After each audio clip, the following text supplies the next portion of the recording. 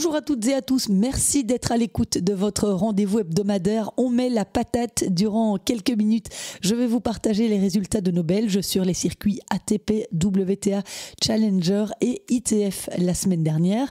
Une capsule que m'a aidé à préparer Nicolas Mellon du tennis belge au quotidien que vous pouvez retrouver sur Instagram et sur Facebook. Alors cette semaine, on va commencer par les femmes au tournoi d'Indian Wells où Elise Mertens est allée jusqu'au 3e tour. Elle était bye au premier, mais elle s'est inclinée face à Madison Keys, récente vainqueur de l'Open d'Australie, après lui avoir offert une très belle résistance, 6-2, 7-6, 6-4 score final.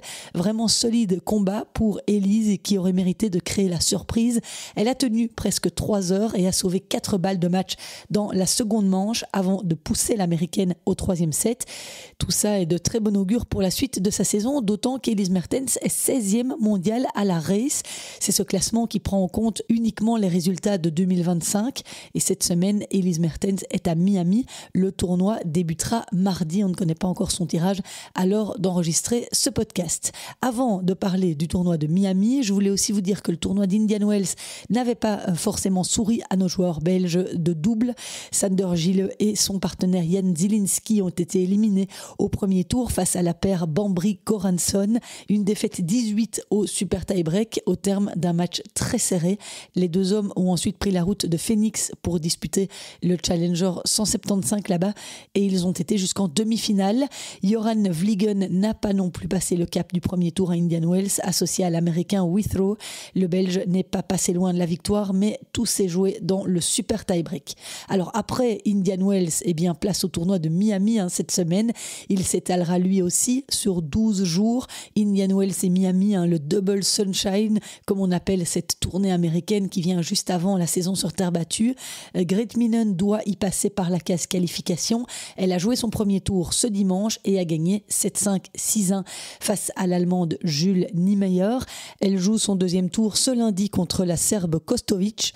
Espérons que Grete se qualifie pour le tableau final de ce WTA 1000, elle qui pointe à la 83e place mondiale. Et puis sachez que Grete Minen était l'invitée de mon podcast la semaine dernière à l'issue de son tournoi d'Indian Wells depuis Miami. Vous pouvez retrouver ce numéro très sympa sur toutes les plateformes de podcast ou sur YouTube. Et puis Isaline Bonaventure a gagné dimanche son premier match depuis le 9 janvier 2024. Elle a gagné par forfait face à l'américaine Luisa Chirico, mais Isaline menait 6-4, 3-0. Gravement blessée au genou en 2024, sa saison avait été interrompue pratiquement en 9 mois. Isaline est de retour sur les cours depuis l'Open d'Australie grâce à un classement protégé, mais elle a toujours pas mal de difficultés physiques. Elle se réjouit donc de cette victoire et elle jouera son deuxième tour qualif ce lundi face à Lucrezia Stefanini. On lui souhaite de se qualifier également pour le grand tableau. Sur le circuit ITF, Marie Benoît s'est très bien défendue lors du premier tour du W75 de Skeseffe-Hervar, pas simple à prononcer ce tournoi ITF. La Belge classée 238e était opposée à la tête de série numéro 2 du tournoi, la Française Chloé Paquet, 125e mondiale. Elle s'est inclinée sur un double 6-4 et cette semaine, Marie Benoît jouera au W35 de Sabadell. À Solarino, en Italie, fin de la belle série de victoires pour Sofia Kostoulas. La jeune femme de 19 ans a quand même atteint les demi-finales de ce W35 après avoir enchaîné 8 victoires consécutives puisqu'elle avait gagné le tournoi à Mâcon la semaine précédente. En demi-finale, Sofia Kostoulas a perdu de justesse. Elle s'est inclinée au tie-break du dernier set. Elle a même eu une balle de match dans le jeu décisif. Dommage donc de n'avoir pas pu se qualifier pour la finale, mais très beau mois de mars pour Sofia Kostoulas qui va grimper de 23 places au classement mondial. Elle sera 274e ce lundi. Belle semaine également en double pour la jeune femme qui a été jusqu'en finale en compagnie de l'Allemande Katharina Obkarski. Elles se sont inclinées en 3-7. Très belle série de 8 victoires également pour la jeune Jelin van Drome qui a atteint les demi-finales du W15 de Gonesse après son titre à Manacor. Elle s'est inclinée en 3-7, mais sa jolie semaine à Gonesse lui permet de faire un bond de 194 places au classement mondial.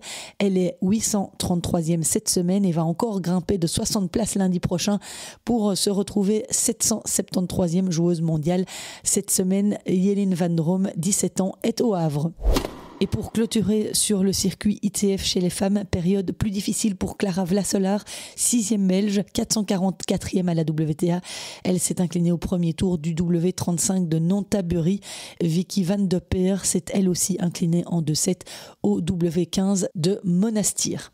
Chez les messieurs, petite déception dans le clan de David Goffin après sa défaite au gros Challenger 175 de Cap Cana en République dominicaine la semaine dernière. Malheureusement, David s'est incliné 6-2, 6-7, 6-3 au deuxième tour. Il était exempté du premier face à l'Allemand Altmaier, 78e à l'ATP. Un gros combat entre les deux hommes de presque 3 heures. Pourtant, on a cru que David avait fait le plus dur après avoir sauvé 4 balles de match dans un tie-break interminable, finalement remporté par le Belge 14-12, mais dans la dernière manche, David s'est fait breaker et il n'a plus su revenir. Il s'est même énervé plusieurs fois contre l'arbitre suite à des décisions litigieuses. Cette semaine, il prend part au Masters 1000 de Miami. Zizou Berg, lui, se prépare aussi pour le Masters 1000 de Miami et il gagne 2 places au ranking mondial. Ce lundi, il est 51e, soit son meilleur classement. Et puis dans le tableau des qualifs de ce Masters 1000 de Miami, eh bien on retrouve Alexander Blocks qui joue ce lundi contre le Finlandais Otto Virtanen. Sur le circuit Challenger, Gauthier Auclin s'est incliné au deuxième tour du Challenger 75 de Cherbourg. Il a perdu 6-4, 6-3 contre un autre Finlandais, Emil Ruusuvuori, 221e à l'ATP, mais ex-top 40 et qui revient d'une longue blessure. Gauthier était en panne de victoire depuis la fin de son bel Open d'Australie, donc ce succès au premier tour face au Sud-Africain Henning a fait du bien. Gauthier se rapproche peu à peu de son meilleur classement puisqu'il est 211e cette semaine. Il sera 206e la semaine prochaine et son meilleur classement est une 194e place. Sur le circuit ITF, Michael Geerts a dû s'armer de patience au M25 de Les Franqueses en Espagne. La météo a retardé son premier tour de 4 jours. Il s'est finalement incliné après avoir été battu au super tie-break mis en place pour faire avancer la programmation du tournoi. Très bon tournoi en revanche pour Joris Delors au M25 de Créteil. Il s'est incliné en quart de finale, mais sur le fil au tie-break du dernier set. La semaine prochaine, il jouera à Toulouse un autre M25. Thibaut Colson était aussi aligné dans ce tournoi français de Créteil, mais il s'est incliné en 2-7 lors du premier tour.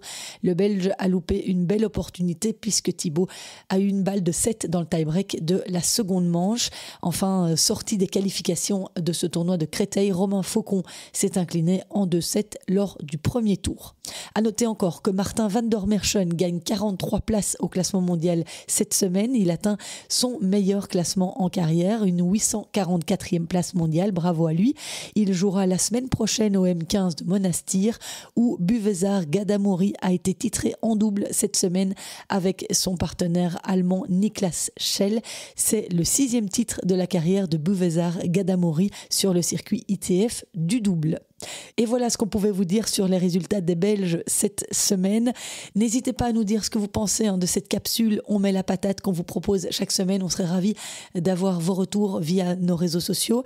Et puis, je vous précise également que demain, mardi matin, j'enregistrerai un podcast en compagnie de Philippe Dehaze pour débriefer Indian Wells qui s'est terminé dimanche soir avec les sacres de Mira Andreeva et de Jack Draper. On parlera de tout ça avec Phil et je vous posterai le podcast mardi soir. Et puis j'en profite pour vous rappeler que j'ai proposé ce week-end un chouette podcast en compagnie de Jean-René Lisnard qui est justement l'ex-coach de Mira Andreeva et fondateur de l'Elite Tennis Center de Cannes qui a vu passer des joueurs très talentueux comme Daniil Medvedev, Alexandre Müller, Anna Blinkova, Fruhvirtova et même la Belge Sofia Kostoulas. Il avait plein de choses super intéressantes à raconter, mais c'est un podcast qui est réservé à mes abonnés premium parce que comme vous le savez, je me suis lancé en décembre sur une plateforme de financement participatif pour pouvoir continuer à produire ces podcasts de manière régulière. Alors si vous avez envie de soutenir mon travail, eh bien rejoignez-moi sur cette plateforme Supporting Cast.